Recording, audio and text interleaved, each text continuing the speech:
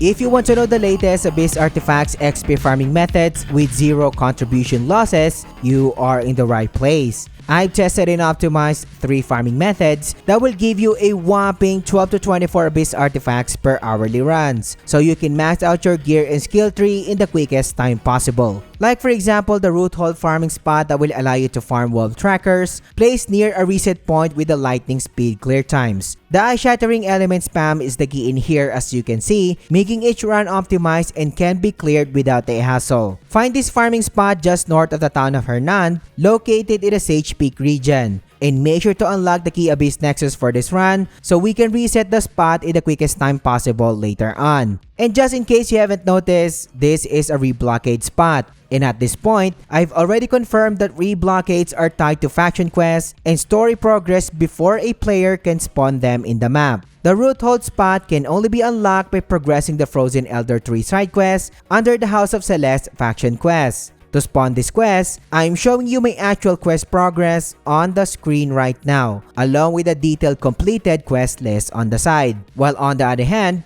I still need to test if this specific spot is tied to a main story quest, but just in case you need additional reference, I managed to spawn it around chapter 7 or 8. Let me know in the comments if you have information for this one so we can help everyone. Once the Frozen Elder Tree quest is available, access Root Hold and liberate the camp by defeating the Spear Master, Gwen Caver. Beating this boss will not only give you her Frostfang Spear, but also the armor piece that she is wearing. The armor that she is wearing has the Shattering Frost Abyss gear, which will boost your Ice Elemental ability a lot by increasing its AoE damage range and by also adding another burst of ice damage. Once the boss is defeated, wait for the system to reblockade the Root Hold camp so you can start farming in the area. Keep in mind that if you are already engaged in any of the farming spots and you notice that the enemy percentage drops, you can disregard this one, since any reblockaded farming spots will not end if an elite enemy is guarding them. So just make sure to not kill the boss when in farming session, just like in the Root Hold camp.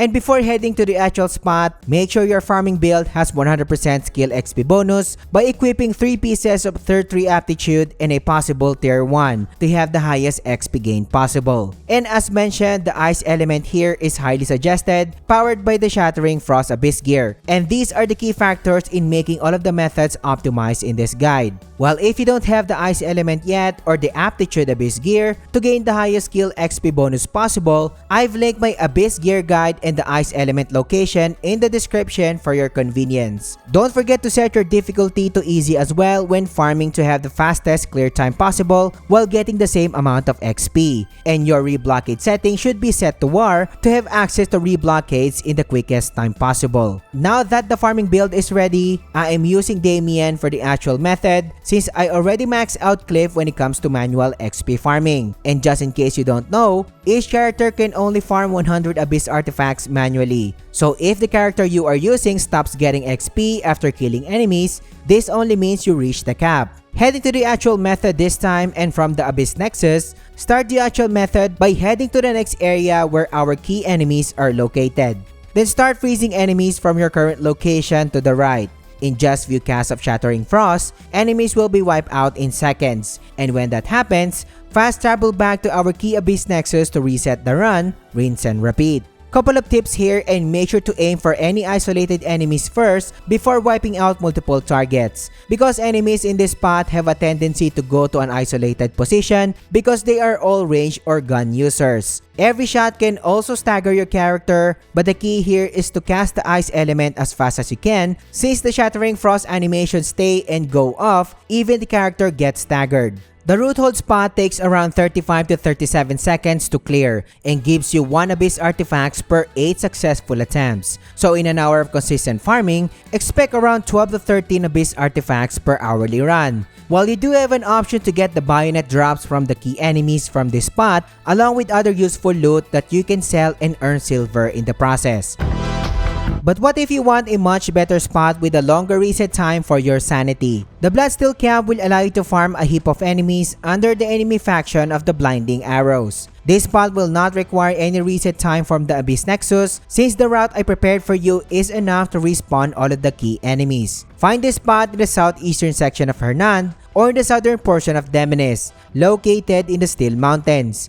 The Bloodsteel camp has many sections that you can farm on, but of course I chose the best route for you. I've unlocked this spot by just progressing in the story around chapters 8 and 9. And again, I am showing my actual side quest progress on the screen right now so you can track yours. There were no changes made in the build, so if you skip to this part, I suggest checking the general farming build section of this guide. But I highly suggest bringing cooked meals that can give you spirit back just in case you need it later on, like the grain soup, braised ribs, and meat and vegetable porridge. You need that extra SP to gain access to your ice elemental attacks, since the enemies in this spot tends to scatter because the majority of them are ranged enemies. So you will not be getting a solid SP refund in every ice elemental cast or kill. Start heading to the pathway on your left and start clearing the enemy groups that you come across with your Shattering Frost strategy, all the way to the infirmary section of the camp. From the pathway that you are currently on, the next section in here is the said infirmary, and you will notice the building right away since the structure is being tracked in your minimap. And it is really hard to miss since the infirmary area is packed with enemies. The key here is to wiping out enemies in groups as much as you can with your Shattering Frost ability. You are not required to clear every enemy in the area, and once you notice that a majority of the enemies are wiped out, you can proceed to the next area, and that is the general strategy. Head to our next key farming spots, which is the North Gate section of the camp, where you can score a lot of enemies. Just follow the pathway in here that will lead you to an area with a lot of wooden towers and spiky wooden obstacles or defenses. When the path splits into two, you can either go to your left or to your right and lure as many enemies as you can before spamming your Shattering Frost attacks. In this recording, I decided to go right when the path splits into two, and you can see the mini boss Bradigu waiting at the end of the path. Whatever happens, don't engage the boss and concentrate on normal enemies instead. Watch your XP skyrocket in any of the spots in here, and once I am done wiping the majority of the enemies near the mini boss area, it is the time I usually move on. I will then circle the triangular path in here and lure all of the enemies around the area, and as usual spam my Shattering Frost attacks. Notice that we are back in the area where the path splits previously, so our next destination is back to the infirmary section of the camp. You can totally see here that I am following the pathway back to where the infirmary section of the camp is located. While doing so, I kill the enemies that I come across in the said path. And finally, we are back in the infirmary section, and notice that all of the enemies here have already respawned. So what I will do here is to clear the majority of the enemies in the infirmary section as usual for the second time around, right until I reach the point where I started near the Abyss Nexus. So the main strategy in here is to go back and forth between the key areas of the infirmary and the northern gate section to respawn the enemies without the need for loading times.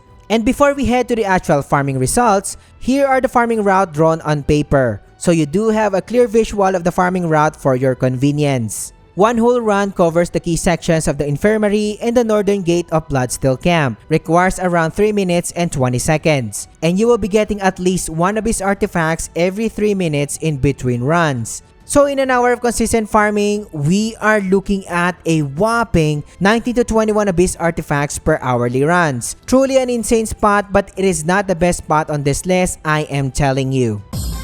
The Serpent Shrine is hands down the best, earliest farming spots that you can access, giving you a mind-blowing 23 to 24 Abyss artifacts per hourly runs. That's an Ice Walker hourly level gains if you don't know, and not only that, all of these gunners drop a high level of food that you can farm without limits. If you are following the channel, you've already seen me cover this spot, but the main difference now is that I doubled down on my previously covered strategy where I spam my optimized Ice Elemental powers. Find the actual location of the spot by heading to the Serpent Shrine, located in the southwestern region of Delicia, near the Jew Haven territory. And make sure to activate the key Abyss Nexus for this run before moving forward. Compared to the other spots, you can access this spot without any kind of requirements. And just make sure to not complete the quest in the area if you want to retain the farm. There were no changes made in the build, so if you skip to this part, I suggest checking the general farming build section of this guide to understand how the build works. But the actual method is pretty simple and straightforward. From the Abyss Nexus, head on to the location of the gunners just ahead of us, and start freezing the enemies starting from the left flank of the group, all the way to the right flank. You can easily wipe all of the enemies in this area since they are already in an ideal farming position, forming a shooting line formation to be exact. And once the majority of the enemies are dead, clean up the remaining enemies with your Shattering Frost Strikes, and fast travel back to the Abyss Nexus to reset the run, rinse and repeat. With my staple ice or freezing strategy, each run takes a lightning fast 37 to 39 seconds with reset and loading times included, giving you 1 Abyss artifacts per 4 attempts. If you do this consistently for an hour, we are looking at a mind-blowing 23 to 24 Abyss artifacts per hourly runs. And this is an Ice Walker level gains. And as mentioned, if you take the time to get the enemy loot and don't mind the longer reset times, you can farm hundreds of pan-fried vegetables that can give you 440 HP back and 36 spirit and level 4 fire resistance in every use. Truly the best XP spot without any contribution losses. But what if you are looking for the best mid-game upgrades that can make you even more overpowered? This video will guide you on everything you need to know, so click on it and I will catch you on the next one.